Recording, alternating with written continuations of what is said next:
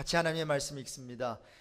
요엘서 2장 28절에서 32절까지입니다. 요엘 2장 28절에서 우리 32절 우리 같이 읽도록 하겠습니다. 그 후에 내가 내 영을 만민에게 부어주리니 너희 자녀들이 장래일을 말할 것이며 너희 늙은이는 꿈을 꾸며 너희 젊은이는 이상을 볼 것이며 그때에 내가 또 내 영을 남종과 여종에게 부어줄 것이며 내가 이적을 하늘과 땅에 베풀리니 곧 피와 불과 연기 기둥이라. 여호와의 크고 두려운 날이 이르기 전에 해가 어두워지고 달이 핏빛같이 변하려니와 누구든지 여호와의 이름을 부르는 자는 구원을 얻으리니 이는 나 여호와의 말대로 시온산과 예루살렘에서 피할 자가 있을 것이며 남은 자 중에 나 여호와의 부름을 받을 자가 있을 것임이니라. 아멘. 오순절날 성령이 임했습니다. 성령 충만을 받은 사람들이 자신들도 알지 못하는 그러한 각각 다른 방언들로 하나님의 큰 일을 이렇게 말하기 시작했죠. 그 모습을 보고 있던 사람들이 이상하게 여기면서 새 술에 취했다고 조롱했습니다. 그때 베드로가 이 11사도와 더불어 성령을 의심하는 이런 어떤 성령의 역사를 의심하는 사람들에게 이렇게 외쳤어요. 지금은 아침입니다. 아침에 술 먹지 않지요? 어떻게 이 아침에 술에 취할 수가 있습니까? 이것은 술에 취한 것이 아니라 선지자 요엘의 예언대로 된 것입니다. 그 예언한 말씀이 드디어 오늘 이루어진 것입니다. 라는 말과 함께 오늘 방금 읽은 이 요엘 2장 28절에서 32절의 말씀을 인용하여 설교했지요. 그가 설교합니다. 하나님께서 말씀하셨습니다. 마지막 날에 남종과 여종에게 내 영을 부어주겠다. 아들들은 딸들은 예언할 것이고 청년들은 아들 딸들은 예언을 하고 젊은이들은 환상을 보고 그리고 너희 나이 든 사람들은 꿈을 꿀 거다. 구약의 예언자들이 예언하며 기다렸던 그 성령이 임한 것이다. 이런 설교를 하기 시작했습니다. 자, 이렇게 여러분 성령이 임하면 어떤 일이 일어나는 걸까요? 2000년 전에 120명이 모여 있었습니다. 성령이 임했습니다. 그리고 방언이 막 터져 나오면서 하나님의 큰 일을 이제 말했어요. 대단한 거죠. 근데 여러분, 성령의 역사는 그 자체가 대단한 게 아니에요. 성령의 은사 그 자체가 대단한 게 아니에요. 그게 중요한 게 아니라는 거예요. 그거는 현상일 뿐 목적이 아니에요. 자, 그럼 목적이 무엇이었는가? 여러분 보세요. 성령이 임하는 놀라운 역사가 하나 일어나는데 그것은 바로 하루에 3,000명이 예수를 믿고 구원을 얻게 되었다라는 거예요. 그렇습니다. 성령이 임하면 주의 이름을 부르게 되는 것이고 주의 이름을 부르면 구원을 얻게 되는 것입니다. 그래서 이 요엘서에 있는 내용을 인용하면서 베드로가 외친 거예요. 누구든지 주의 이름을 부르는 자는 구원을 받으리라. Whosoever shall call on the name of the Lord shall be saved. 그래서 이 말씀을 붙들고 주의 이름을 불렀더니 구원이 이제 임한 거예요. 근데 오늘 본문에서 우리가 살펴볼 그 내용은 여호와의 이름을 부르게 되는 상황이에요. 이 요엘 선지자는 다음과 같이 기록하고 있어요. 그 상황을 한번 같이 다시 한번 읽겠습니다. 요엘 2장 30절 이하 32절까지 우리 같이 읽겠습니다. 내가 이적을 하늘과 땅에 베풀리니 곧 피와 불과 연기 기둥이라. 여호와의 크고 두려운 날이 이르기 전에 해가 어두워지고 달이 핏빛같이 변하려니와 누구든지 여호와의 이름을 부르는 자는 구원을 얻으리니. 거기까지 읽겠습니다. 여호와의 크고 두려운 날이 이르기 전에 해가 어두워지고 달이 핏빛같이 변한다는 것이에요. 이것은 바로 세상의 종말을 가리키는 말이겠죠. 바로 그런 힘들고 무시무시한 종말이 닥친다 할지라도 당황하지 말라는 거예요. 한 가지만 하면 되는데 여호와의 이름을 부르면 구원을 얻게 된다는 것입니다. 여러분, 여호와의 이름을 언제 부릅니까? 바로 요럴 때 부르는 거예요. 이젠 끝이야. 이젠 소망이 없어. 이제는 할 게 하나도 없네. 바로 요럴 때 우리는 여호와의 이름을 불러야 된다는 거죠. 나의 개인적인 종말의 그 시간, 바로 여호와의 이름을 불러야 되는 그러한 시간이다라는 거죠. 혈루증 여인 이야기를 여러분 잘 아시죠? 12해 동안 혈루증으로 앓아온 여자가 있었어요. 피와 관계된 그러한 질병은 성경이 가리키기를 부정한 그러한 병이라고 합니다. 근데 이거 하루 이틀도 아니고 12년 동안 앓았어요. 도움을 청했습니다. 병원이란 병원은 다 찾아갔어요. 있는 재산 다 털어가지고 병원비로 사용했는데도 불구하고 성경에 보니까 아무 효용이 없었어요. 도리어 더 중하여졌다. 바로 개인적인 종말이 이 여인에게 찾아온 거예요. 자, 그런데 예수의 소문을 듣고 무리 가운데 끼어 뒤로 와서 그의 손에 이제 옷을 대는 거죠. 그랬더니 이게 웬일입니까? 옷에 손을 댔는데 바로 그 즉시 혈루 근원이 마르고 병이 나음을 받게 됐어요. 그 전구절에 보면은 마가가 이렇게 설명을 해요. 이제 그 여인의 마음을 알았던 거죠. 내가 그의 옷에만 손을 대어도 구원을 받게. 내가 예수의 그 옷자락만 만져도 내가 나음을 얻을 수 있을 거야. 이러한 생각을 한 거예요. 예수님께서 뒤를 돌아보시면서 누가 내 옷을 만졌느냐. 능력이 빠져나간 것을 느끼게 된 거죠. 제자들이 그럽니다. 지금 사람들이 한두 명이 아닌데 무슨 그런 말씀을 하십니까? 근데 여자가 이제 되어지는 일을 이렇게 보니까 자기가 이제 예수님한테 내가 만졌습니다 대답을 해야 될 것 같아요. 두려워서 떨면서 예수 앞에 감히 나와가지고 엎드려서 모든 사실을 알았어요. 근데 그 말을 듣고 예수님이 이런 말씀하셨죠. 오늘 34절입니다. 우리 같이 읽겠습니다. 우리 마가복음 5장 34절입니다. 제가 읽을게요. 예수께서 이르시되 딸아 내 믿음이 너를 구원하였으니 평안히 가라. 내 병에서 놓여 건강할지어다. 자, 여러분 무엇이 이 여인으로 하여금 구원을 얻게 했어요? 특히 병으로부터 나음을 받게 했습니까? 그 여인의 믿음이다라는 거죠. 자, 근데 여러분 오늘 생각해 볼 것은 짧은 시간에 그 믿음, 그 여인의 믿음, 예수님 말씀하시는 그 내 믿음은 과연 어떤 믿음일까요? 그 믿음은 첫 번째로 세상에 철저하게 배신당한 상태의 믿음이었다라는 거예요. 여러분 그 여인의 그 믿음은 뭐 대단한 믿음이 아니었습니다. 그 믿음이 생기게 된 이유가 한 가지가 있는데 이 세상에서 철저하게 배신을 당했기 때문이었어요. 무슨 말인가 하면 여러 의사를 찾아갔는데도 도움을 받지를 못했다라고 하는 거예요. 아무 효력이 없었고 상태는 더 악화된 것이에요. 병을 고치려고 재산도 다 날렸어요. 이 여인은 좌절밖에는 남은 게 없어요. 낭만과 절망을 경험하게 된 것이죠.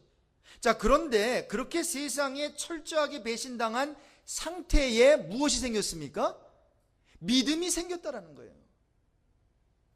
다른 말로 바꾸고 말하면 만약에 이 여인이 병이 들었는데 첫 번째 의사를 찾아갔더니 그 의사가 이 여인을 고쳐줬더라. 만약에 스토리가 이렇게 전개됐다면 이 여인은 이 믿음을 가질 수가 없었다라는 거예요. 이젠 더 이상 도움을 받으러 찾아갈 의사도 없었던 거예요.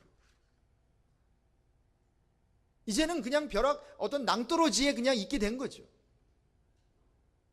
자, 그래서 철저하게 이 세상으로부터 나는 배신당했구나. 이러한 상태에서 이 믿음이 나왔다는 거예요. 자, 따라서 두 번째로 갈 데가 없어서 주님께 돌아선 믿음이었습니다.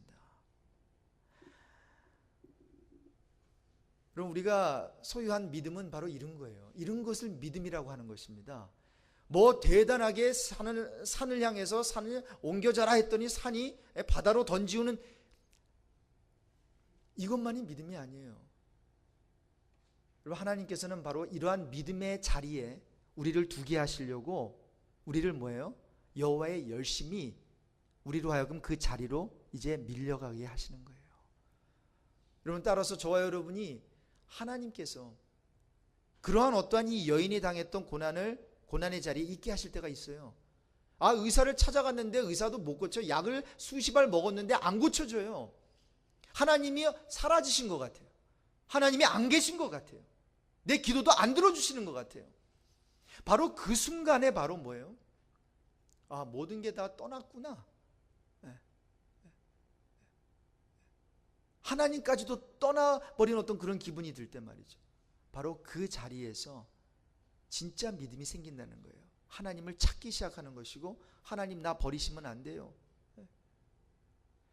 그래서 갈 데가 없어서 아버지께만 돌아가는 게 신앙인 줄로 믿습니다. 바로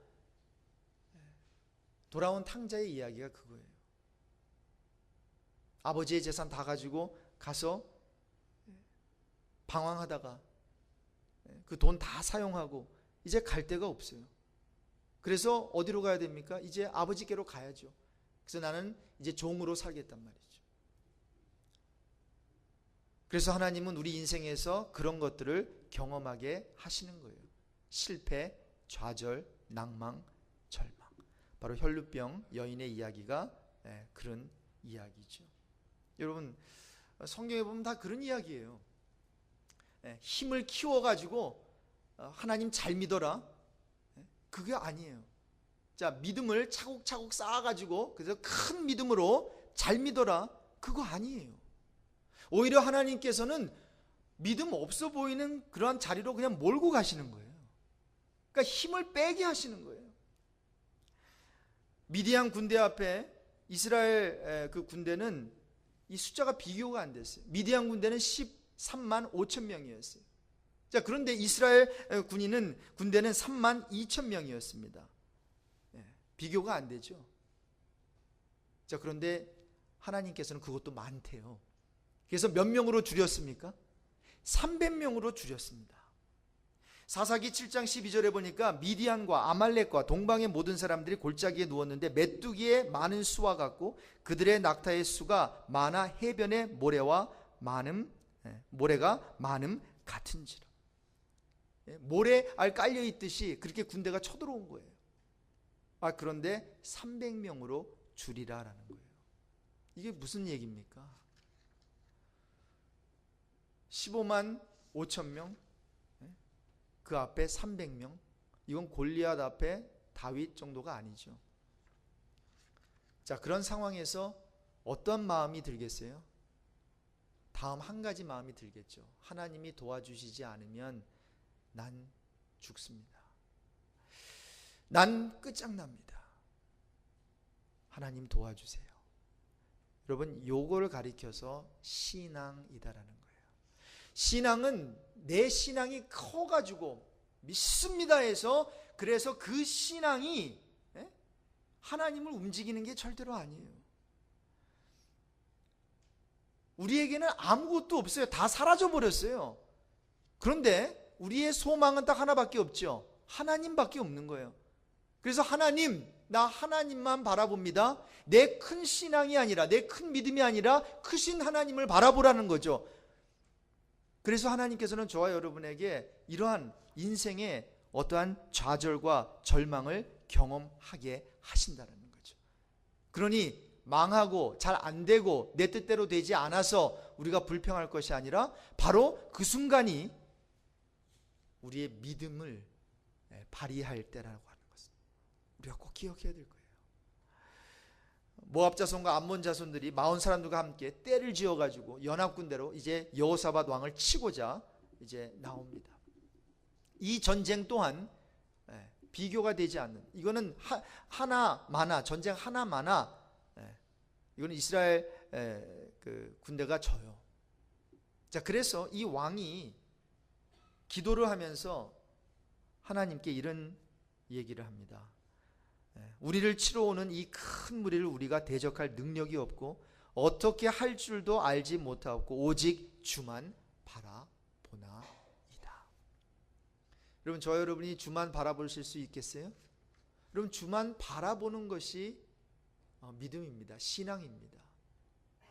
저와 여러분에게 이러한 신앙이 있게 되길, 이러한 믿음이 있게 되길 주님의 이름으로 축복합니다.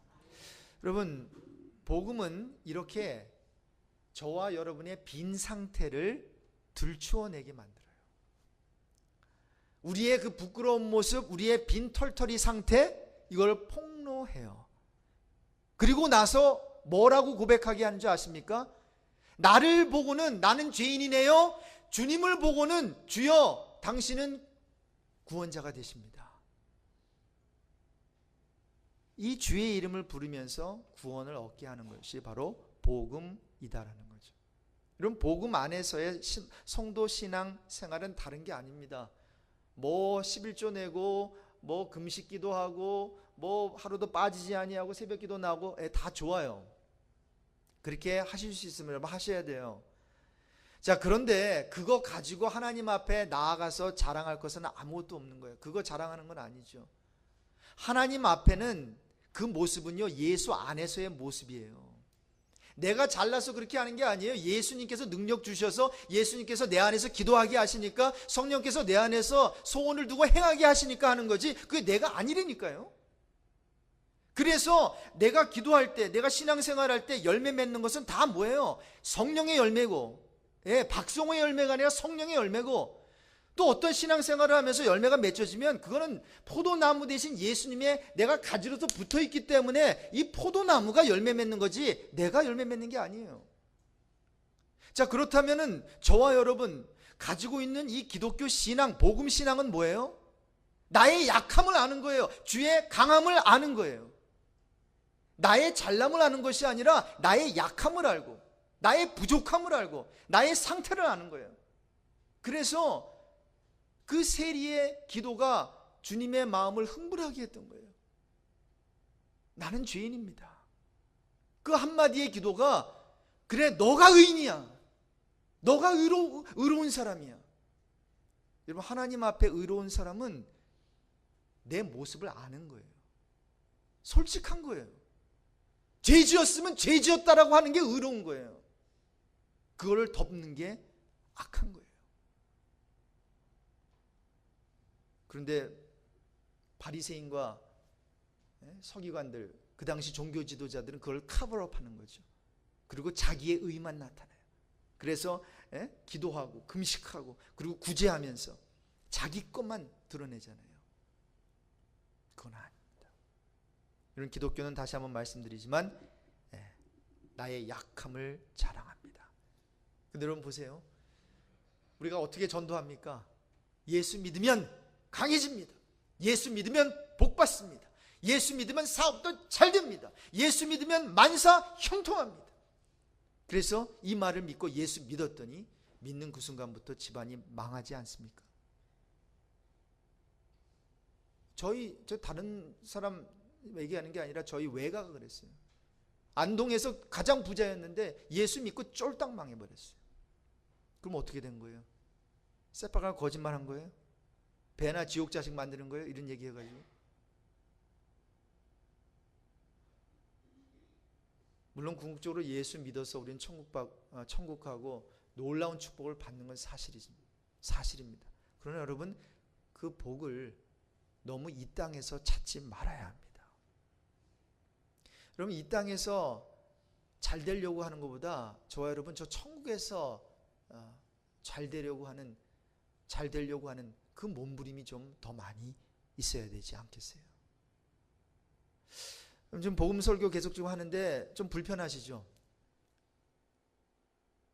맨날 망하는 얘기하고 안 되는 얘기하고 뭔가 좀 용기를 얻으려고 왔는데 아유 나는 역시 안 되는구나. 또 이 설교를 52주 동안 1년 동안 한다고 하니 이거 큰일 났네.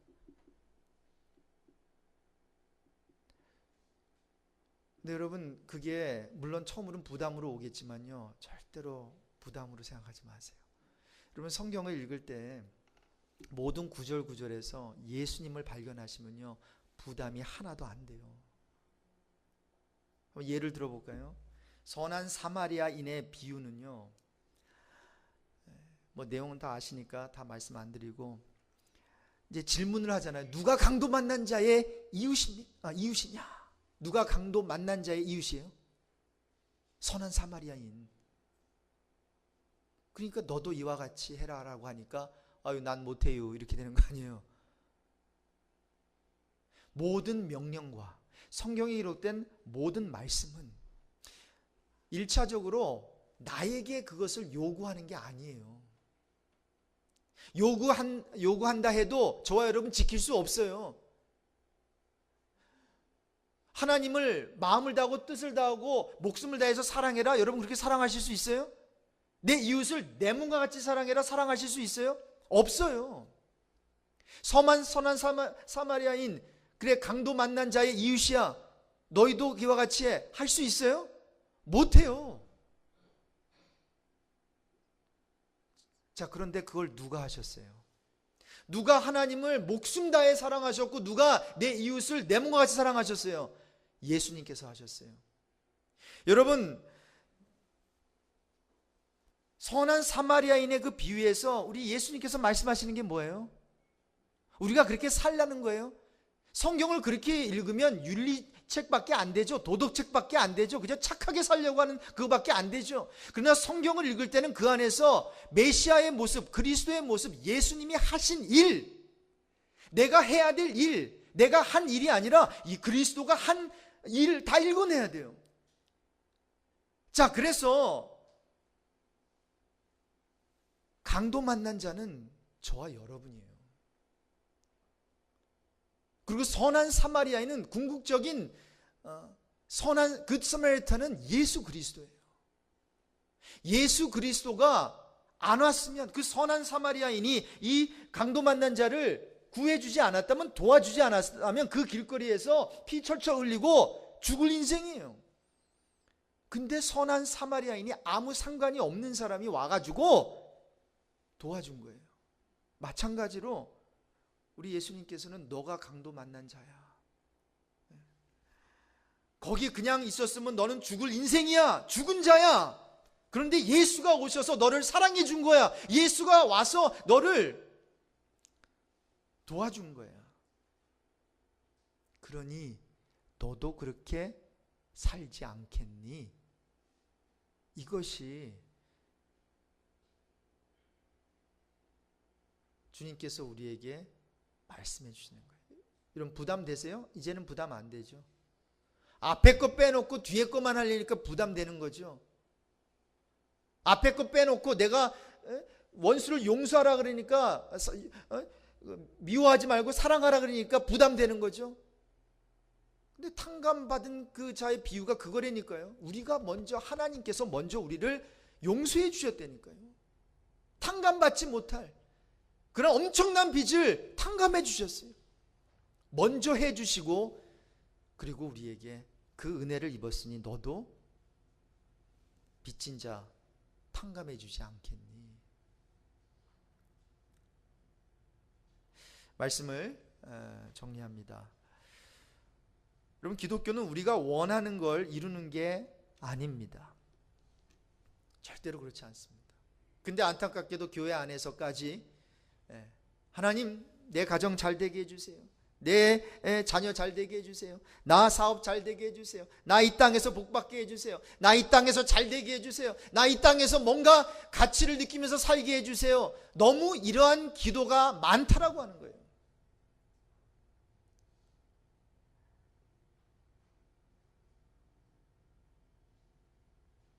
근데 여러분, 구원받고 난 후에 성도는 그래요, 땅의 것을 좋아할 수밖에 없겠죠. 땅의 것을 좋아할 수밖에 없어요. 자, 그러니 그런 기도밖에 나오지 않겠죠. 그럼 어떻게 할 것인가? 그러한 우리의 모습을 솔직하게 하나님께 말씀드리라는 거예요. 자각하라는 거예요. 아, 내가 이 정도밖에 안 되는구나. 내가 지금 잘 되는 게 아니라 이 정도밖에 구하지 못하는 내가 이 모양, 이 정도, 이 상태, 이 빈털터리 상태구나. 정말 하나님을 향한 마음은 별로 없고 물질, 이 세상에서 잘 되는 거 이런 거밖에 관심이 없구나. 이것을 자각하고 인정하는 것이 신앙이에요. 그렇게 하면 돼요. 어차피 뭐 우리가 나는 돈을 돌같이 봐 이렇게 할 수 없죠. 돈을 좋아하는 납니다, 하나님. 이렇게 하나님께 벌거벗은 모습으로 나아가는 거죠. 자, 그러는 가운데 그 과정 속에서 누가 일하십니까? 우리 하나님께서 일하시는 것을 우리가 목도하고 목격하고 그걸 바라보면서 인정하면 돼요. 여러분, 하나님께서 저와 여러분을 성공의 자리 이전에 그런 어떤 낮아짐의 자리로 계속해서 이렇게 몰고 가는 것을 느끼십니까? 안 돼요. 일이 안 돼요. 좀 잘 돼야 되는데 안 된다고요. 근데 여러분, 그 자리로 우리는 가야 돼요. 일이 안 되는 자리로 가야 돼요. 가서 뭐예요? 아, 하나님께서 하셔야 되는군요. 하나님께서 하셔야 되는군요. 이 고백이 나와야 돼요. 나오지 않고 성공하면 그것은 성공이 아닙니다. 오히려 그것이 우리에게 해가 될 것입니다. 그래서 저와 여러분을 파멸시키고 말 것이다. 이 세상은 나를 도와주는 것이 아니라 나를 완전히 망하게 할 것이다 라는 것을 우리가 배우지 않습니까? 여러분, 세상이 우리를 세워줍니까? 아닙니다. 세상은 우리를 망하게 합니다. 그래서 예수님께서도 너희가 세상에서 뭐를 당한다 그랬습니까? 환난을 당한다 그랬죠. 자, 그럼에도 불구하고 그렇게 힘든 일을 당하는데도 우리가 바뀝니까? 안 바뀌어요. 그래서 그런 모습을 보면서 야, 찔기긴 되게 찔기네. 이 죄성이 되게 찔기네. 치를 떨면서 하나님 아버지 앞에 몸부림치는 거예요. 12의 혈루증으로 앓고 있던 자가 바뀌지 않았죠, 이 여인이. 의사도 바꿔놓지 못했죠. 그래서 죽도록 고생했습니다. 이런 가운데서 어떠한 반응이 나왔나요? 그 가운데서 하나님의 사랑과 용서를 갈구하게 됐죠. 그분의 필요성을 자각하게 됐잖아요. 그러면서 마지막 우리의 순간 우리 입에서 터져나와야 되는 그 신앙적 표현은 뭔가 하면 아, 하나님의 은혜 아니면 큰일 나는구나. 그러면서 그 순간부터 하나님의 은혜만 붙들고 죽는 날까지 살아가는 게 신앙입니다. 여러분, 이거는 누구나 다 할 수 있는 거예요. 성공은 다 못해요.